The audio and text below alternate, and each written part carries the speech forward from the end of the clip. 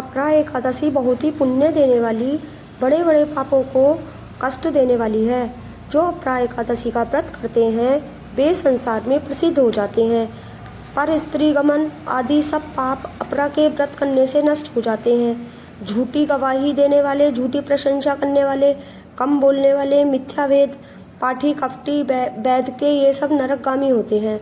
परंतु अपरा एकादशी करने से ये सब पाप छूट जाते हैं।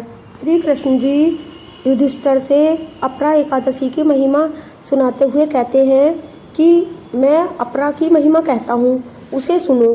कार्तिक की पूर्णिमा को तीनों पुष्कर में स्नान करने वाले, काशी में शिवरात्रि का व्रत करने से जो फल मिलता है वह गया में पिंडदान करने से, सिंह राशि के बृहस्पति गोमती में स्नान करने से, कुंभ में केदारनाथ के दर्शन करने से और बद्री का आश्रम की यात्रा और उस तीर्थ का सेवन करने से, सूर्य ग्रहण में कुरुक्षेत्र में हाथी, घोड़ा और स्वर्ग का दान करने से और यज्ञ में सुवर्ण का दान करने से जो मिलता है वही फल मनुष्य को अपरा का सेवन करने से मिलता है।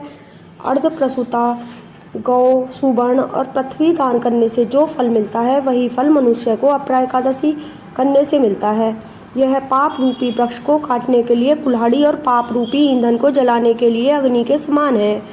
पाप रूपी अंधकार के लिए सूर्य और पाप रूपी हिरण के लिए सिंह के समान है। हे राजन, पाप से डरे हुए मनुष्य को अपरा एकादशी का उपवास करना चाहिए। जो एकादशी का व्रत नहीं करते वे मनुष्य जल में बबूले के समान और जानवरों में घुनगे के समान है। वे मरने के लिए ही संसार में जन्म लेते हैं।